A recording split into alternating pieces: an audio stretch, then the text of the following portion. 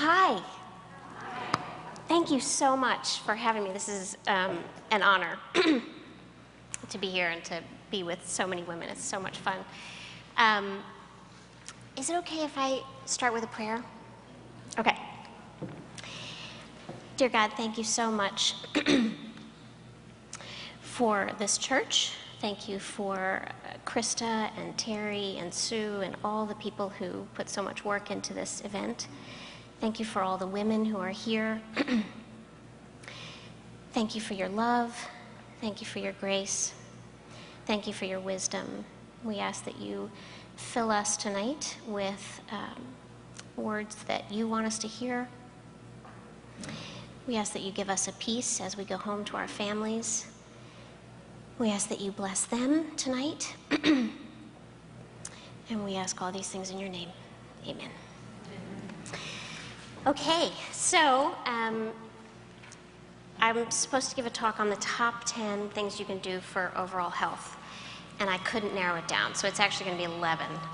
And truth be told, 11, there was actually a tie, so you're going to end up getting 12. And I think I might still be ringing.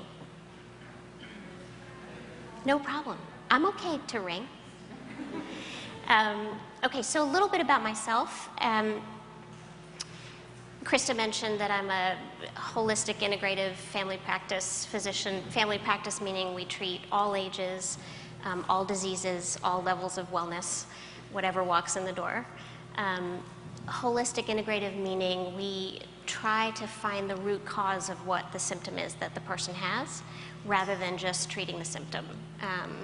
And we do that through various testing to figure out if there are hormonal imbalances, nutritional deficiencies, neurotransmitter deficiencies or imbalances, lots of different things that we can look for. And then we pick treatment modalities that are not only effective but safe. So pharmaceuticals tend to be lower on the list. And it's really fun and very fulfilling to watch people heal. It's really a fun career once you get past the schooling part. But first and foremost, I am a wife to the most handsome and most wonderful man in the solar system. Sorry. And I'm a mother of 3. I'm a homeschool teacher for my 2 older ones who are 12 and 10. That's Abby and that's Baker. And then I'm physical therapist, occupational therapist, and taxi driver for my youngest, Ben, he was born with cerebral palsy and is doing phenomenally well.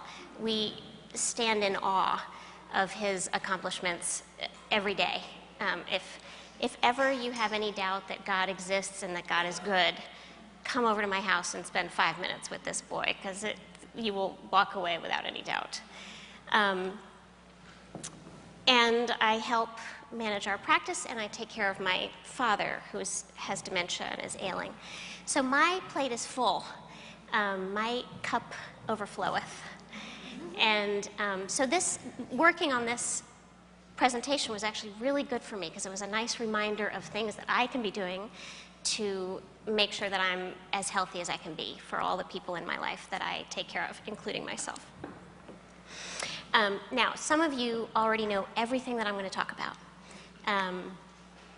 And this is just an opportunity to get out of the house and away from the kids and the laundry and spend some time with girlfriends. That's awesome.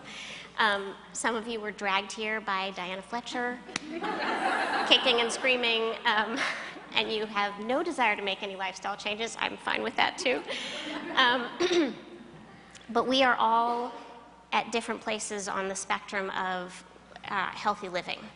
And so my prayer for you is that this won't be overwhelming, this won't put pressure on you, but that it will just be a fun evening and maybe inspire you a little bit. Okay, so let's dive in.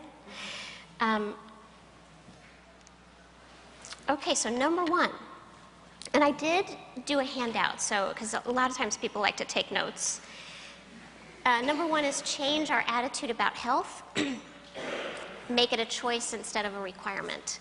So one example I give is, instead of I have to exercise, looking at it as I have been blessed with a body that moves, and I want to move it every single day of my life until I can't move it anymore.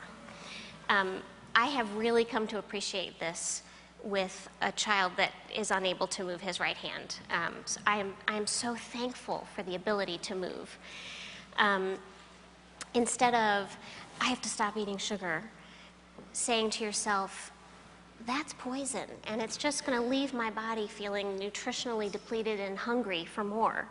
And I'm not going to feel so good in a few hours.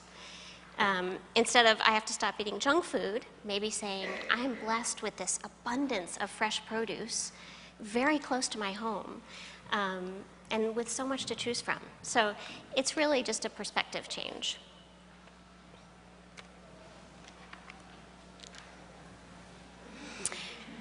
Number 2 is dissolve stress. Another way of saying this is modulate the stress response. My kids got quite a kick out of this picture. They just kept wanting to look at it. So this is a stressful slide. This brought a lot of stress when I was looking at it. But this is actually a really good slide because it walks you through what some stressors are. Most people are familiar with number 1, which is the emotional stressors. Those are things like relationship issues, loss, job problems, things that we know are stressful. But then there's also cognitive stress, which is our thought processes, victim thinking, the blame game, catastrophizing. These are stressors to our system. There's sensory stress, that's number 3, things like pain. Some people have sensory processing issues, and so too much noise, too much light, certain smells can be a stressor. There's metabolic stress, and these are things like high or low blood sugar. Too much or too little exercise can give you metabolic stress, nutritional deficiencies, and even the process of eating very healthy food is stressful. It produces stress in the body. It's actually one of the most stressful things that we do is eat. Then there's toxic stress, things like heavy metals, pesticides, food additives, trans fats.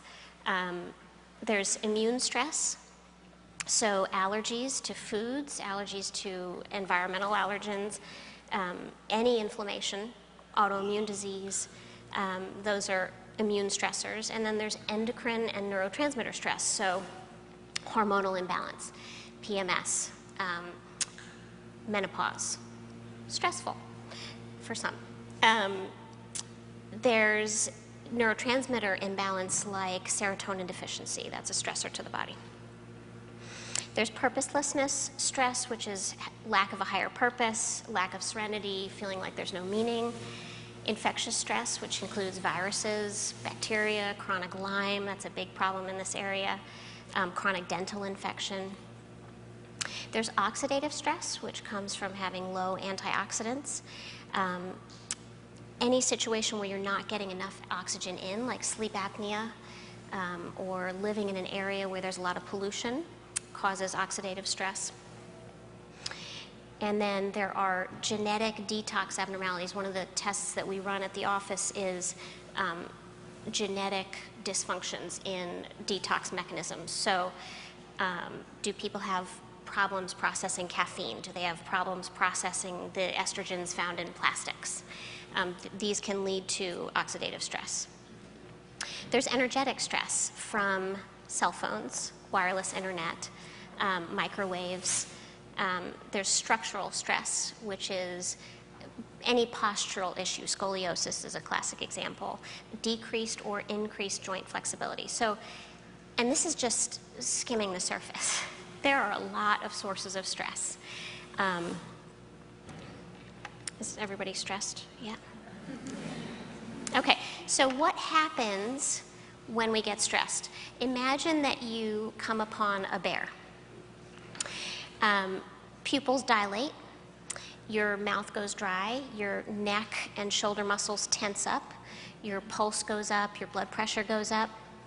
Interestingly, your cholesterol and your blood sugar go up. The liver releases glucose to fuel the muscles with energy. Stomach acid increases. protein production, which is used, the body makes proteins all the time to repair, that shuts down. Cortisol is released to suppress the immune system. Breathing quickens, your breath gets shallow. Your blood clotting mechanisms actually get faster, just in case you cut yourself. You can clot easier. And blood is shunted to the muscles and away from the extremities. So a good way of thinking about it is that all the maintenance stuff stops. We don't need to be able to digest when we're facing a bear. We need to be able to run fast. Now, luckily, we don't come upon bears very often, although there is a mama bear with 2 baby cubs that live on my street, and so every time I take the kids for a walk, I'm living this person. And I have my little pepper spray, as if that's going to do anything to a mama bear protecting her cubs. Unfortunately, despite the fact that most of us don't come upon bears very often, this is where most people live a lot of the time. And so we see patients that come in with chronic dry mouth, chronic cold hands and feet, chronic constipation because digestion slows down when you're stressed, chronic neck and shoulder and back tension. Some women have low bone density because bone building, bone repair is not an essential function when you're dealing with a bear. And unfortunately, when women have low bone density, they're given calcium to rebuild their bone. But if you don't deal with the stress, you're not going to utilize the calcium. The calcium will get deposited in places that it shouldn't, like arteries, joints, not in bone. So learning how to get into parasympathetic dominance, getting out of fight or flight, is absolutely essential to living healthy. There really is no substitute. There's no supplement that you can take. There's no magic pill. I wish that there was, because I would take it every day. So we have to learn how to do it. And I have to learn how to advance the slides. So these are techniques for managing the stress response. The first 3, sleep, exercise, and laughter, actually have been proven to chew up our stress hormones. So those are key.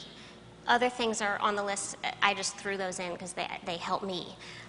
But prayer, joy, self-nurturing, journaling, thankfulness, yoga, tai chi, deep breathing, resting. Women don't rest very often. Saying no to too much on your calendar. Intercourse is actually a phenomenal stress reliever, not just in the moment, but actually for several days afterward. HeartMath is a website that you can go to learn more about this, but there's a little gadget called the M-Wave.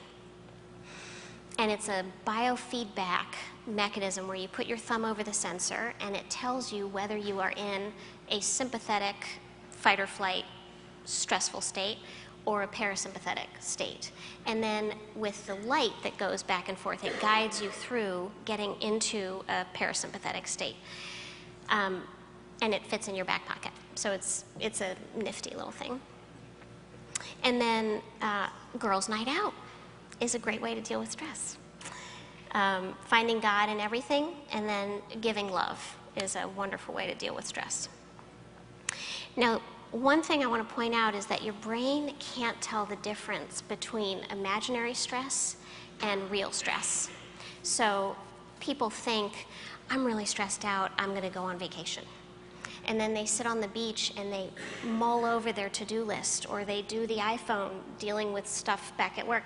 They might as well not be on vacation because it's not doing the body any good. You actually have to remove yourself mentally from the stress as well.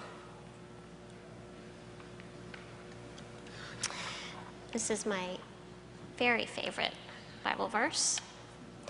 Philippians 4, verses 6 and 7, don't worry about anything. Instead, pray about everything. Tell God what you need and thank Him for all He has done.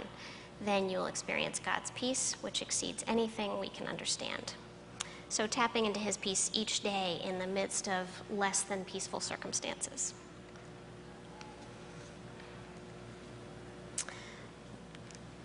Okay, number 3, hydration. I'll take a break for that. So, good clean water, very important. People always want to know how much. Really, it's a matter of listening to your thirst.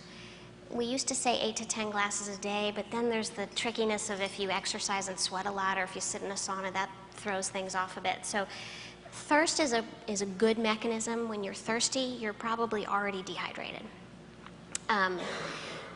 Things like soda, juice, unless you make it yourself, are very sugary, and so you end up excreting more water than you're taking in. So preferably not either of those. Everybody always asks about coffee and tea, and those are fine. They are diuretics, but you don't lose more than you take in, so you get a net gain from those. Although caffeine is stressful.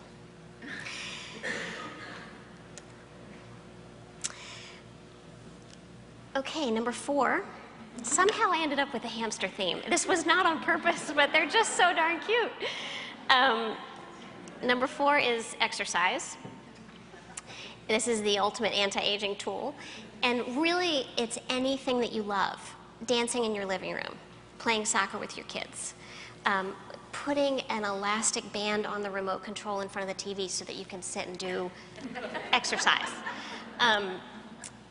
Taking the stairs when you can. If you can stand instead of sit, great. If you can walk instead of stand, that's even better. This has always been tough for me to squeeze into my schedule. And so about 8 months ago, I decided I'm gonna look for a treadmill desk, because I've heard a lot about these things. Well, they're phenomenally expensive. So I changed my mind and went to Home Depot. And I got a board and 2 brackets and put it on my yucky old treadmill that was holding clothing. And it works great. So I set up my computer, I get bills done, I get emails done, I prepare for talks. So that's a picture of my treadmill desk to hopefully inspire you to do that. I set it to 3. Is that 3 miles an hour? I have no idea. But it's a pretty good clip. Give it a little incline. And I'm working while I'm typing. It's hard to fill out forms, but typing is decent. All right, number 5 is getting outside. This seems very basic and very primitive, but we don't do it enough. There are many reasons that getting outside is really good for overall health. One is obvious, sunshine. We need sunshine, just like plants and flowers. Sunshine stimulates something in our brain called the suprachiasmatic nuclei. I'm going to talk about those in a second. But it also resets the pineal gland, which is what makes melatonin, so it helps us sleep. Sunshine is a source for vitamin D. There's been a lot of media press about vitamin D. Thank God, finally, people are paying attention to vitamin D. But vitamin D acts more like a hormone rather than a vitamin.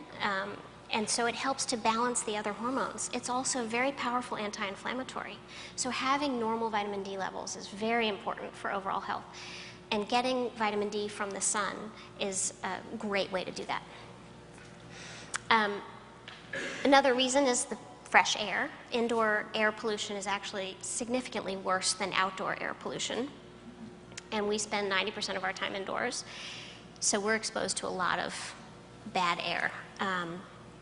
One of the things that I would have thrown in if there were 20 items that I could list would be to keep your windows open during the spring, summer, and autumn, and not to seal up in the winter time. Because letting a little fresh air in, although it does raise the heating bill a little bit, is so important for our overall health. And these newer houses, you close a window and there's nothing moving. And then another reason for getting outside, and this might be new to some people, but there's a phenomenon called earthing. And if you want to read more about it, you can go to earthing.com. But it's essentially walking barefoot. For so long, people used to walk barefoot or wear moccasins. They would sleep on the ground in tents with nothing but a piece of fabric between them and the ground. And there was this understanding that the earth gives energy to not only plants but to people as well. And it's just been recently that we have started to figure out scientifically why this is. The Earth gives off an unlimited amount of electrons, which have a negative charge. And free radicals in the body have a positive charge. And we build up positive charges through our day. Cell phones give us a positive charge. Eating bad food gives us a positive charge. Stress gives us a positive charge. And so connecting with the negative charge of the Earth actually rebalances us. And it's been proven to not only give us more energy and make us feel happier, give us more pep in our step, but to actually, people who have heart arrhythmias, we're very electrical beings. The heart is a classic part of the body that people can say, oh, that's electrical. The brain gets measured with EEGs, that's electrical. So heart arrhythmias can actually get balanced out by spending time barefoot, 30 minutes. It's pretty phenomenal. So there's a company that capitalized on this science, and they sell sheets that you put on your bed. They sell pillowcases. They sell little things that you can put underneath your computer and put your feet on. And all those things are plugged into the grounding of the house. So literally, you are connected to the Earth through these things. It's way more fun to go outside and walk barefoot. But that's available if you want to spend the money.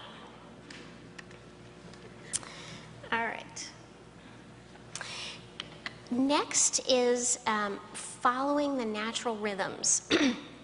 So women are more affected by the daily and monthly rhythms than men are. Although men have them, they don't like to admit it. But these rhythms, these cycles, guide our energy, our mood, our sleep. And when our rhythms are in sync, when we are following the natural rhythm, life is smoother, we're happier, we have a more positive outlook. And traditionally, all cultures have lived in harmony with these natural rhythms, and they've even celebrated them, like the solstice celebrations. We've lost these festivities that used to happen around rhythms of life. And so when we try to fight against these rhythms, it's kind of like pretend you're surfers. I'm not a surfer, but this strikes me as a really good metaphor. You're on the board trying to surf, but instead of surfing on the wave, you're surfing between the waves. And by the end of the day, you're completely worn out because you haven't ridden the waves at all. You've just been scrambling to try to get in between the waves, and you're not even on your board, so it's not much fun. That's similar to how it goes when we try to push against these natural rhythms. So I'm going to run through 4 of the rhythms. First, I want to introduce you to this very long word, suprachiasmatic nuclei, which are in our hypothalamus, which is in our brain. And these are 2 tiny little, they're less than 1/4 of a millimeter, cubic millimeter. They're very tiny. Clusters of several thousands of nerve cells. And they literally tell time for us based on external cues, primarily light and dark. Enter sunshine. And they regulate our sleep, our metabolism, our hormone production, but they also synchronize other clocks in the body. They have found local clocks in our liver, in our ovaries, in our lungs, in testes. We have clocks all over our body, in connective tissue even, in muscle we have clocks, and the SCN regulates those clocks via hormone messengers and temperature changes in the body. So that's the master. And that master feeds on light and dark. Oops, I forgot to advance. Left you in the dark. Okay, so there he is, suprachiasmatic nuclei. Okay. So the first cycle is the circadian rhythm. Most people are very familiar with this. Circadian rhythm is a little more than 24 hours, and this is a pretty good picture, although it took me a while to get used to it, so I'm just going to acclimate you a little bit. So this is daytime, and this is nighttime, and these are the in-between times. And so we wake up 6, 7 o'clock. This is when we have our sharpest rise in blood pressure. This is actually when most heart attacks happen. 7:30 is when our melatonin stops being produced, but it's slowly decreasing throughout the night. It's not like you're going, and then boom, it's done. Some people, it doesn't stop there. You kind of wake up and you feel like your melatonin is still being secreted. 8:30 is when you're most likely to have bowel movement. 9 o'clock is highest testosterone secretion. Unfortunately, that's only true for men. And this, I think, is a sick joke from God, because our highest testosterone secretion is at night. And so men's libido happens to be highest in the morning, and women's tends to be highest in the evening. Can't figure out why he would do that. I have so many questions. Mid-morning is when we have our highest level of alertness, but mid-afternoon is when we are our fastest physically, when we have our best coordination and reaction time and speed. There's noon. Greatest cardiovascular efficiency and muscle strength is around 5 o'clock, so they've actually proven that people are better able to grip a racket or a golf club at 4 to 6 p.m. in the afternoon. Highest blood pressure is at 6:30. We do spike over here. That's the fastest rise, but this is when it reaches its highest point. And then our highest body temperature is here at 7, and that signals melatonin to start being secreted. So there's our melatonin. There's our bowel movements getting suppressed, thank God. That way we don't have to get up in the middle of the night and poop. This is when we have our deepest sleep. So one thing I want to say about the circadian rhythm is that we have 3 cycles within this 24-hour cycle. The first cycle is known as elimination, and it happens starting in the middle of the night into morning. And elimination is when we are detoxifying. It's when the liver is most active, getting rid of toxins, the kidneys are working. We are detoxing from what we ate and assimilated the night before, and I'm going to get to those 2 cycles in a second. But we wake up, sometimes we have crusty eyes, we have furry tongues, we have bad breath, we have headaches. Some people wake up with headaches. Those are all signs of debris coming out. That's part of the reason why we poop at 8:30 in the morning. That's debris coming out. And it makes sense that our body would do this house cleaning while we're asleep, because we're not exerting any other energy. So the second part of this cycle is called appropriation, and that is when we take in food and we digest it. This is when we're eating our heaviest meals. It's also when we're most active, so that's daytime.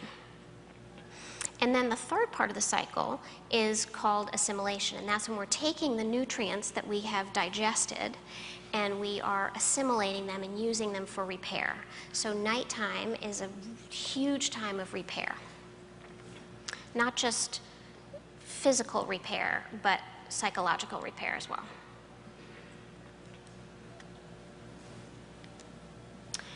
Then we have the infamous menstrual rhythm. So we are all keenly aware of the cycle of the menstrual rhythm. But I'm just going to run through it because a lot of women know that they feel really yucky at certain times of the month, but they don't know why. And the whole point of showing you this is to embrace the yuckiness. It's okay. There's actually physiologic reason for the yucks. And there are times in the month where we have the most energy, and I'm going to point that out as well. So the first 5 days, day 1 through 6, is typically period time. This is when people get the cramps and the crankies. Prostaglandins are being released, and they make the uterus contract so that it can shed the lining. But prostaglandins also can make you feel nauseous. Some people get vomiting, some get diarrhea, some get flu-like achiness. They feel really bad. Headaches happen now. Estrogen is at its lowest. Interestingly, the glucose level in our mouth is up to 9 times higher than it is the rest of the month. So if you're not a flosser, this is the time to floss, is when you have your period.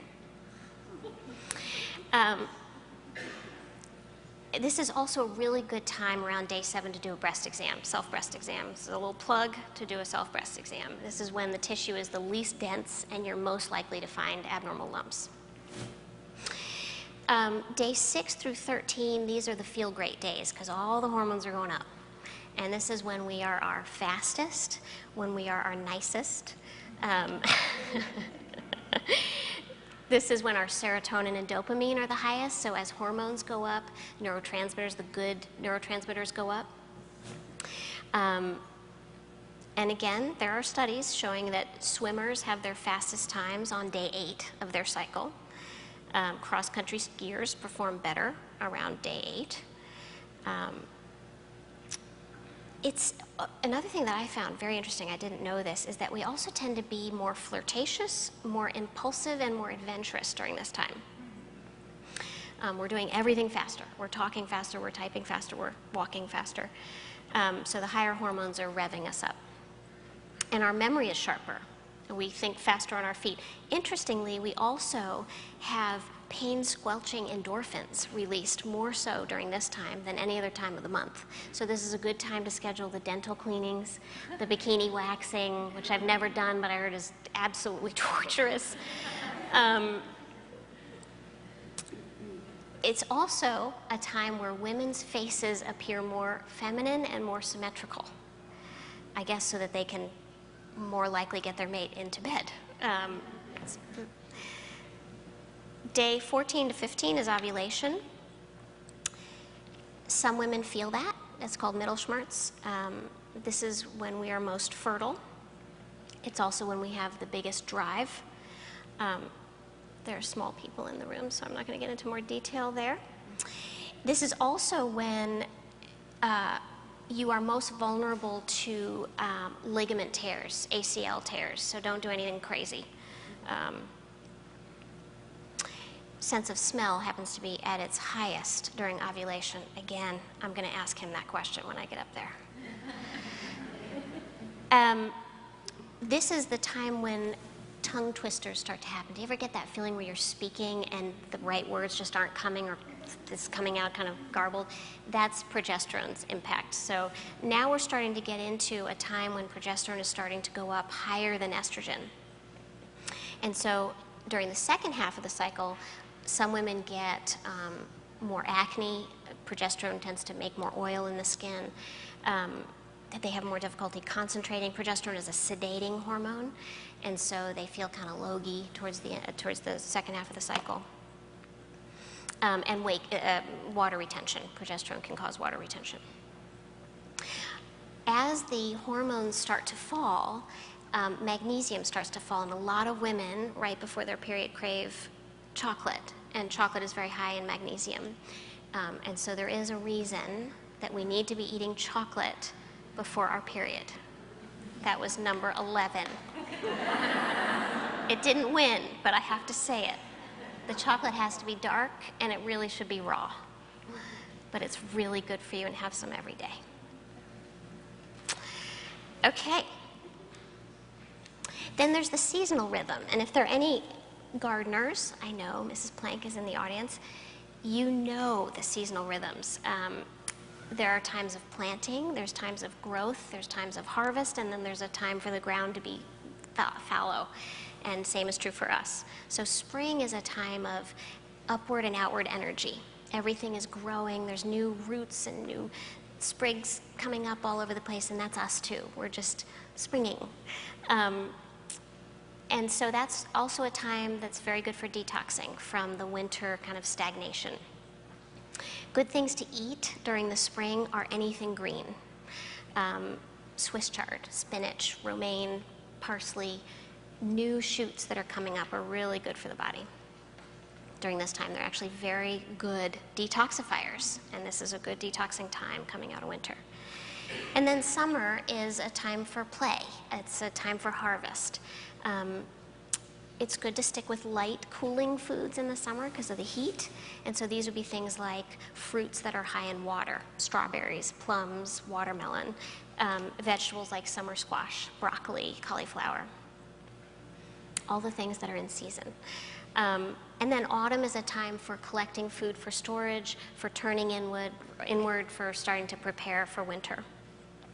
And so this is a good time to start turning towards the more warming foods, like carrots, the root vegetables, carrots, sweet potatoes, onions, garlic, the warming spices like ginger, peppercorns, mustard seeds. And then winter is a time for rest. It's a time for inner reflection. Energy is inward. It's hibernation time.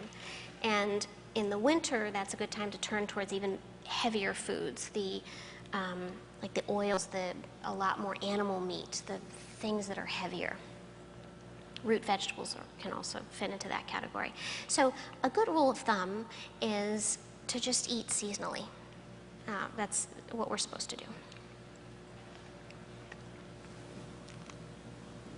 Okay, next is transitions of womanhood.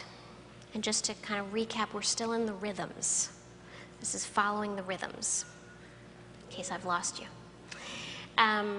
So we women have some pretty significant transitions in our life. There's the onset of periods, menarche, and then there's the monthly cycle, having a period every month, ovulating every month, pregnancy, childbirth, perimenopause. These are all very intense physical and psychological shifts that happen.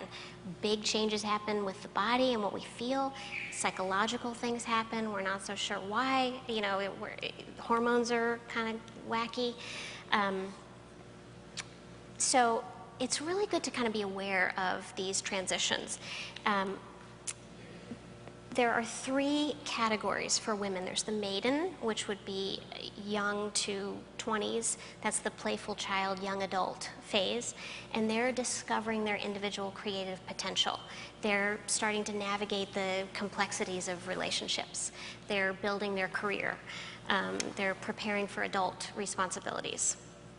And then there's the mother phase, which is the loving nurturer, accepting responsibility and learning lessons of compassion and patience and nurturing and protectiveness of her children. And then there's the crone stage, which is the wise woman, sharing wisdom. They have a heightened awareness of human nature that yields great insight, and to be able to share that with other people is very important. And in other cultures, older women are revered. Our culture, not as much so. And in fact, I was reading an article, I can't remember where or when, but it was about the gorilla kingdom, and how in the gorilla kingdom, all the young male gorillas chase the older females. And the reason is because the younger females are not wise. They don't know how to escape predators. They don't know how to, build a home and feed their young. The older gorillas are really in the know, and they're the ones to latch on to. So you'll see old female gorillas surrounded by these young male gorillas. And there are cultures like that. But it's a great time. It actually can be the most productive time in a woman's life. And if you think about it, there's no more need for tampons and maxi pads and birth control and bringing extra underwear in case you spot. I mean, there's so many great things about this time in life. You can just explore. It's unlimited potential. But what I wanted to talk about is that with these transitions and with these physical changes that are happening, there's also some emotions that go with it. And we meaning our culture, has medicalized these transitions. We've basically learned that women are broken during these times and they need to be fixed with medicine. It's interesting, does anybody know the root word for hysteria? Where the word hysteria comes from? It's Greek. The Greek root word is hustera, which means uterus. So I'm going to try not to get on a soapbox here, but it really gets me very frustrated that women are either given birth control pills or antidepressants to get through their periods, and then they're given really toxic hormones to get through their menopausal phase. Now, we have built up an epidemic of significant problems with these transitions. There are a lot of hormonal imbalances that are making PMS a lot worse than it used to be, that are making fertility a lot harder, that are making menarche a lot earlier. I've seen a girl, age 8, start getting her period. Making menopause, the transition of menopause, very difficult. And so I don't want to negate that, but I do want to encourage women to embrace these transitions and to not think of themselves as broken and needing to be fixed. They used to give Valium for PMS, and then they realized how addictive it was, and all women were getting addicted to Valium. And so now they give antidepressants for PMS. It really bothers me. So what we need to be doing is we need to be looking at the root problem. Why is it that there is so many more issues that go with these hormonal issues? Why are women having so much imbalance? And it comes down to environmental toxins, stress, poor food. The food industry stinks. And so dealing with that, dealing with the cause instead of medicating the women or just taking out the uterus, which sure gets rid of some heavy bleeding, but it doesn't really help the problem. Okay, I'm done. Sorry. My blood pressure is rising.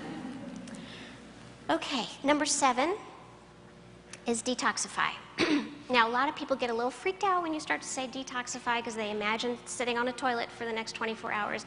It doesn't have to be that way. There are gentle things that you can do every day. We have our own natural detox mechanisms. Our bodies are actually quite good at it, unless there's a genetic problem there. But our bodies are actually pretty good at detoxing as long as we give it what it needs. And so nutritionally, dark green leafy vegetables are phenomenal detoxers. I'm not talking about romaine. I'm talking deep dark green, Swiss chard, kale, spinach, mustard greens, dandelion greens. Cruciferous vegetables, broccoli is my favorite. Broccoli is, I think, the best food, second to dark chocolate. Gelatinous foods like chia seeds, flax seeds, these help clean the colon out gently. It's not like taking a laxative. It's a nice, gentle clearing of the colon. Fresh rosemary is also a very potent detoxifier. And then just making sure you're getting adequate hydration. When you are dehydrated, everything kind of sludges up. It's very hard for the body to get rid of toxins. Movement, exercise. A really good one is rebounding. That's the little mini trampolines. And you really don't have to do that much. It's literally like this much for 5 minutes. And that's enough to stimulate the lymph to completely make all new white blood cells and to move those toxins up so we can pump them out, basically. Far infrared sauna. Getting to the point of sweating is a detox. If you exercise to the point that you're sweating, fantastic. You are detoxifying while you exercise. Far infrared sauna is a way to get deep, penetrating heat without feeling like you're suffocating, which a lot of people do in regular saunas. It's a dry heat, which is why it's a little bit more comfortable. Hot Epsom salt baths, really hot water with 2 to 3 cups of Epsom salts and just soaking in it for 15-20 minutes. That knocks out the stress issue, and it helps you detoxify, and it gets you away from the laundry. So it's win-win-win.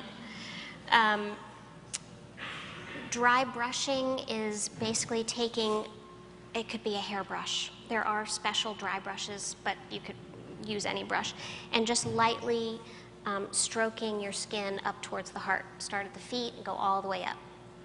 That also stimulates the lymph It helps detox. Oil pulling, you're going to have to read more about this because I could spend a whole lecture on oil pulling, but it's basically putting about a tablespoon of really good quality oil, coconut oil, sesame oil, and swishing it around in your mouth for about 15, 20 minutes. It's actually a very good detox. And then for those who are exposed to a lot of toxins, who have a lot of symptoms, or who just want to maintain a clean body, can do a more intensive detox once or twice a year. If you're going to do an intensive detox, meaning full body, I would recommend doing it not during summer or winter, because those are energetically tough times to do that. Autumn and spring are better.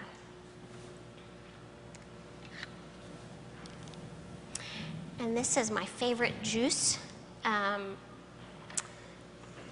So yummy, it's making my mouth water. Celery, cucumber, parsley, lemon or lime, and a green apple. It's a very good detoxifier. It's also the 15-minute nutrient express, because it goes right into your bloodstream, all the nutrients.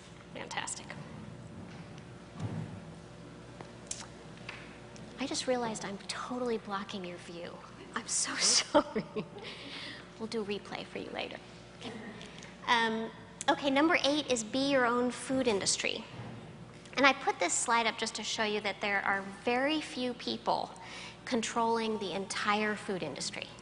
And there are a lot of companies on here that you'll see. Kashi is on here. I mean, things that are quote unquote health foods are still run by the same people that are making Apple Jacks. So those guys in the middle are spending billions and billions and billions of dollars to fool you into thinking that the food that they have will not only make you look great in a bikini and make you run through the field skipping, but that it will be totally satisfying. And unfortunately, the exact opposite is true. Most processed food by these guys are causing obesity and cancer and heart disease and sluggishness and feeling gross and leaving you nutritionally depleted. So I really encourage people to realize the huge deception. The marketing that goes into these things is phenomenal, especially towards children. Where it's placed in the grocery store, lots of money is spent figuring out where to put stuff in a grocery store to get you to buy it, and what to put on the front of the box to get you to buy it. So the ideal is to grow it out back and make it yourself. That's not possible for a lot of people. So the second best bet is to buy it from a local farmer or from Sue and make it yourself. So I have a couple of musts. Try to pick whole food over processed food. These are things that have one ingredient. They resemble how they look when you find them out in nature. A good rule of thumb is it the way God made it? Will it spoil quickly? Those are good signs. Is it not marketed? So a head of cabbage is not marketed. It means it's really healthy. So steak is better than beef jerky, which is better than Spam. And now the caveat to this is unless you're making it yourself.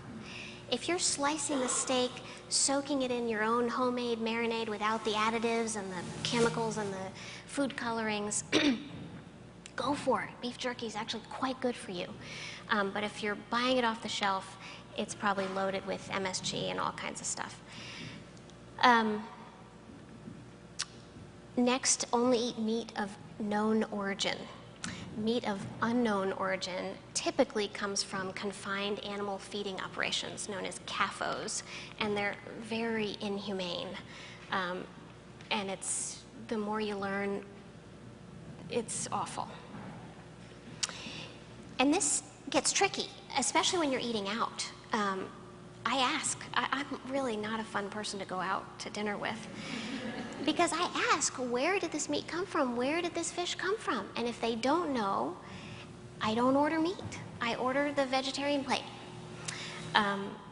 Really, really important. Next is pick plant-based foods. When in doubt, pick plant-based foods. They feed your body the nutrients that it craves. They're full of vitamins and minerals. Try to choose all colors of the rainbow. I have a friend who only eats peas. And I'm celebrating with her the fact that she eats peas, but I'm really trying to encourage her to branch out just a little bit. Try a different color. So maybe try a new fruit or vegetable once a week. A good rule of thumb is try to make 50, maybe even 75% of your plate vegetables. Next is stay away from artificial ingredients. So when reality hits and you can't follow rule number 1, which is pick whole foods that only have one ingredient, try to pick the things that don't have artificial ingredients or food colorings or ingredients that you can't pronounce. Artificial sweeteners are the worst. Next is beware of sensitivity aggravating ingredients. Gluten, dairy, and soy are the top 3. Thank God there are so many options out there now for people who have allergies to these foods. And then try to choose local and or organic when able. Number 9, digest. So there's this old rule that says you are what you eat. It's actually you are what you absorb. So we put all this energy into making sure that the food choices we make are really good quality food choices, and then we sit in our stressful state and ingest this food and we don't digest any of it. So I gave you some ideas on how. I just got really loud. Is that okay? Is everybody still okay? Okay. I'm worried about sensory processing difficulties. That's a stressor. I'm finding myself talking quieter. So here are some ideas to help the digestion process. First of all, taste the food. Seems really crazy, but I find myself shoving food in and realizing that I didn't really stop to taste what it was. By the way, did you know that catfish have over 27,000 taste buds? Why would that be? I mean, we have like 10,000, and we have all this food and different cultures from all over the world to choose from, and catfish, what do they eat? What do they eat? Algae? I don't even know what a catfish eats. But I don't think it needs 27,000 taste buds. Okay, taste the food. Eat slowly. Chew. Very important to chew. Ideally, we need to be chewing 30 to 40 times with each bite. Smell the food. It's actually really good to smell the food before you eat it. That sets off a lot of our digestive juices. It really aids the digestion process when we smell first. So if you think about going through a drive-through, we're not smelling it. We're not looking at it as we're preparing it. We're shoving it in as we're driving away. We have no idea what it tastes like because it tastes like plastic. And thank God we're not digesting any of it because it's junk anyway.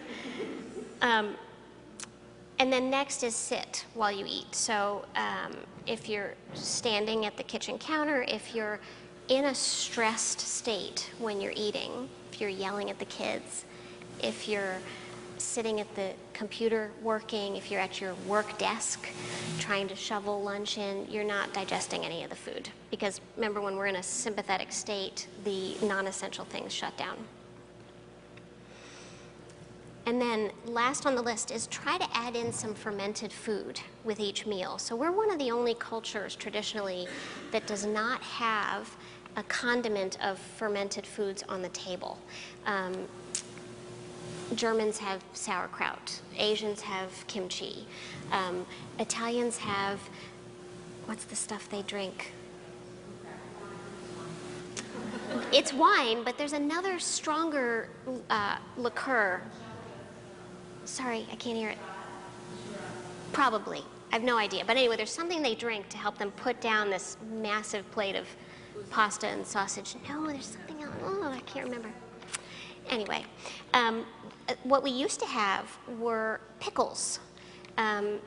The old-fashioned way, if you remember the dill pickle vats, where you'd have to dig into that water, the brine, to get your pickles out, those were traditionally made. They were soaked in salt water for months to get them pickled. And now we take pickles and we throw them in vinegar and shorten the whole process so that they can get on the shelf and bought quicker.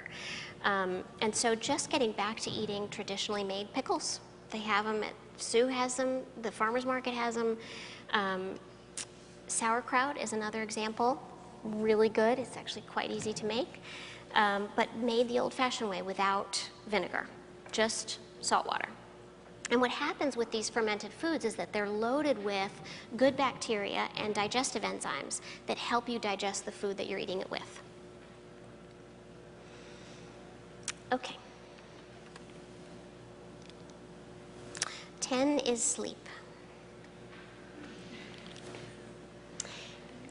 Apparently, when you sleep, not only do you repair, but you get these perfect curls in your hair as well. I never look like that when I'm asleep. So sleep is very important for healing and repair. This is when we repair muscles. It's when we build bone. It's when our skin repairs, our brain repairs. It's when growth occurs, and growth is not only important for kids, so it's very important for kids to get enough sleep because that's when growth hormone is made. But growth also in the sense that we're constantly shedding old cells and rebuilding new ones, and so that's growth. This is also when all of our hormones are restored, including the master hormones made by the hypothalamus. And so things like cortisol, human growth hormone, things that are very important to the body are restored during sleep. Two hormones that are affected by sleep are leptin and ghrelin. And lack of sleep lowers leptin. Leptin is the hormone that, it's our satiety hormone. It tells us that we're full when we're eating. When we reach a level of fullness, leptin goes up and is our trigger to stop. Ghrelin is our hunger hormone. It's what tells us that we're hungry. And so lack of sleep lowers leptin and raises ghrelin, which is why we tend to eat a lot more the next day when we haven't had a lot of sleep. We also tend to crave carbs in particular. And then sleep is also when a lot of psychological repair is done, kind of processing of the emotions of the day. And then number 11 is practice radical kindness. I love this quote by William Wordsworth. That best portion of a good man's life, his little, nameless, unremembered acts of kindness and love. So I'm not talking about niceness or politeness. This is a radical generosity of spirit. And it not only transforms the person that you're being kind to, it transforms you. And in the process, it transforms the world. It really brings great joy. So one example is leave a huge tip. The difference between a 20% tip and a 40% tip when you're eating out as a couple is usually less than $10. Makes a big difference to the waiter or waitress. Not as much of a big deal on our wallet. And it just sends a message of how grateful you are that you didn't have to prepare the food or clean up after yourself or do any dishes. So on the back, there's a list of ways to practice radical kindness. This is just scratching the surface. 91.9 does the drive-through difference. And we had some guys that had to come in. We had a dead tree, and they had to deal with the tree and chop it down, and they didn't speak any English, and we wanted to be kind to them. Besides just paying them what they were asking for, we wanted to get them lunch. And so I went out there, and in my broken Spanish, broken meaning none, say, food? And he looks at me and says, McDonald's. And And I said, please don't make me go through the McDonald's drive-thru. If anybody sees me going through McDonald's drive-thru, it'll be the end of my career. It goes against everything I believe in. But I didn't say that. I said, okay, no problem. So I load my kids into the car, and we go to McDonald's. And I hadn't been to a McDonald's in, I can't even tell you, I mean, it's been 15 years at least. First of all, I'm amazed at the line going through the McDonald's drive-thru. Doesn't anybody else know how toxic this stuff is? And I wanted to get out and just help these people, but I was on a mission to practice radical kindness. So I order, you know, I have the glasses with the mustache and the nose sinking down in my seat because I'm so worried that a patient is going to drive up. Not really. I was sinking down, though. And my kids, you know, my kids who haven't been to McDonald's are like plastered against the window. I smell something really good, Mom.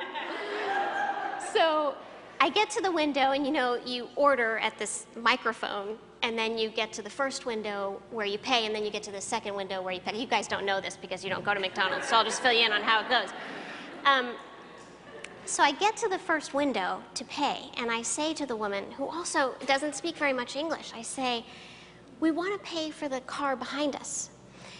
And she says, okay.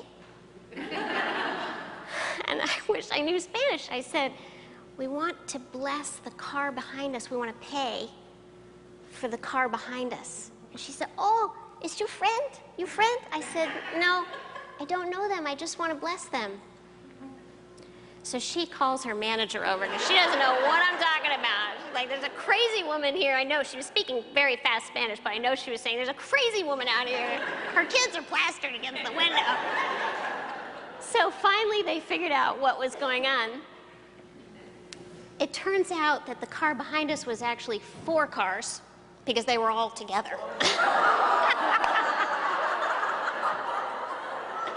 So my little $15 trip was a little bit bigger than that. And then we get to the next window, and of course they were all a fluster because they couldn't figure out who to give the food to and who to take the money from. So I had to pull over to wait. So I'm sitting and waiting, and the kids, their hearts are so big. They were turned around in their seat and watching the person as they approached the window to pay. And they literally started crying because somebody had paid for their meal and the meals of the 4 cars behind them. And so when they got their food, by this point somebody had come out and brought our food. And the person in the car behind us pulled up beside me, and first she kind of checked me out to make sure I wasn't some mass murderer trying to hit on her or something weird, because this had never happened. And once she realized I was normal, just strange kids that are in the back seat, but I'm normal, she just couldn't stop saying, thank you so much. This was my paycheck. You have no idea. I really am struggling to get by. And it was such a powerful experience for me, very powerful for my kids. And so that's in my talk. Very important. That's a recap. You don't need a recap because you got a sheet in front of you, and that's my 4th child, Otis. Thank you.